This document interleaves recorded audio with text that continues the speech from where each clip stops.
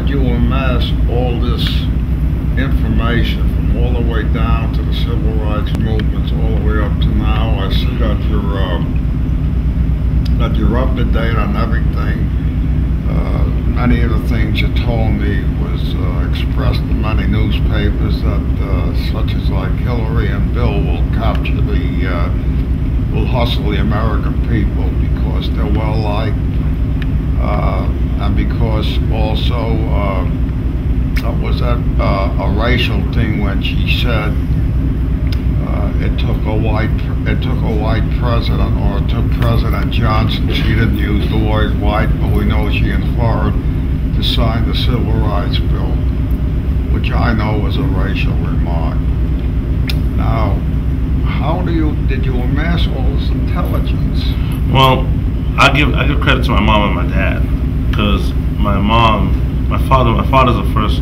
He's an entrepreneur, and he always believed in listening. He's an entrepreneur? Yes. What does he do?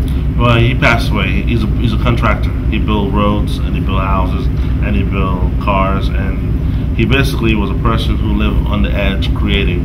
My mom was a world champion cyclist, and she's also an entrepreneur herself. She had her own pastry business that she created. My mom recently passed away a month ago. Your father living? No, he passed away about 20 years now. Do you have any brothers and sisters? Yes, quite a few.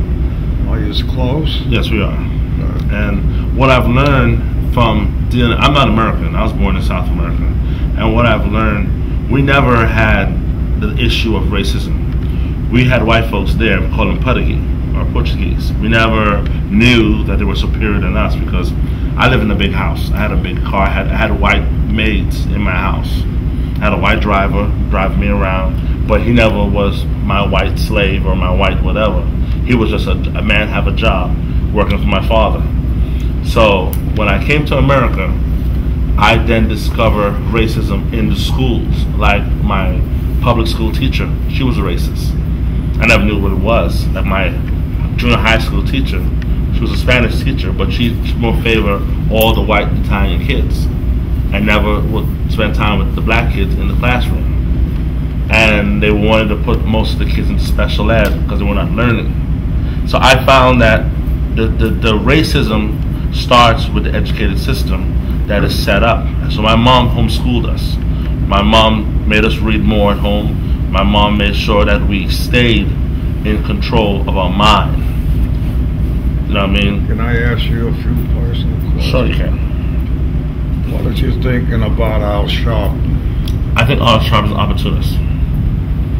I think he creates his moments and he exploits what he has to exploit to get what he has to get. Okay. Now, what do you see in you don't walk around with a chip on your shoulder because you're black and look at every white person and say that's a racist or anything like that. Well, what I walk around doing, saying to myself, when I see a white person past 70 years old, I ask myself a question: were that white person calling my brothers and sisters a nigger when they were 18, 19 years old? That's what I walk around thinking. I don't walk around thinking, because I found that you had no other choice to fit in with your crowd. Even maybe you yourself may have called a few of us niggas back in the day when you were younger because you didn't know better. Maybe you did, maybe you didn't. I don't know that. But I walk around thinking like that because I watch how older white people act when on the train. And I observed that very carefully. I remember one time I was on the bus, an old white woman kicked me for no apparent reason. Do you see an improvement in black or white relations? I've seen a lot of improvement because I see a lot of mulatto kids. And I found out that a lot of black women are marrying white men. A lot of white women are marrying black men. Does that bother you? Oh no, I find it quite interesting because my brother's married to a white woman. But what I found out, my nephew shared me one day, he said his problem is he would never marry a white woman is because when it comes to divorce and he goes to court, the white judge will give her everything. And I find that very, very interesting. What if he gets a black judge? And the black judge will chastise him. I found that there is a level of black racism that's created. What made you? I came in here. I thought there was going to be entertainment, and I would judge. What made you want to speak to me?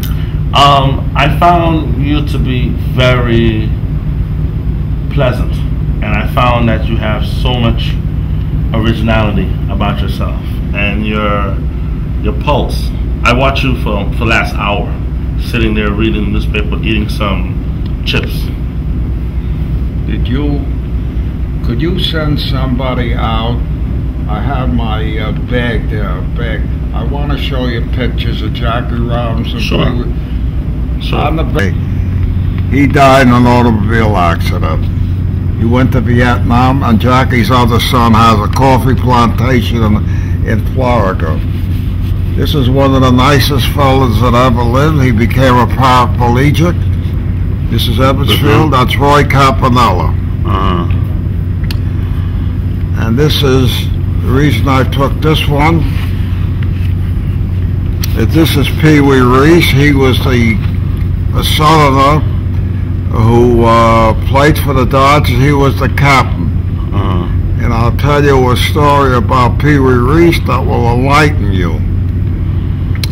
When Jackie, and I have a video at home that I'll see if I can get it to you when I'm lecturing on Jackie Robinson. When Jackie Robinson came into the big leagues, and he came even on the Brooklyn Dodgers, his own teammates were yelling, "Nigger, monkey, eat watermelon." His wife was up in the stand, Rachel, crying, and that's all the taunts he took. He took so much taunts during one game, when I think it was, I don't know the town, when they were, it got out of order. Pee Wee Reese called timeout, went over to Jackie, put his hand around him. "You're one of us." And just like that, silence all over the whole field. That's a true story. Look it up.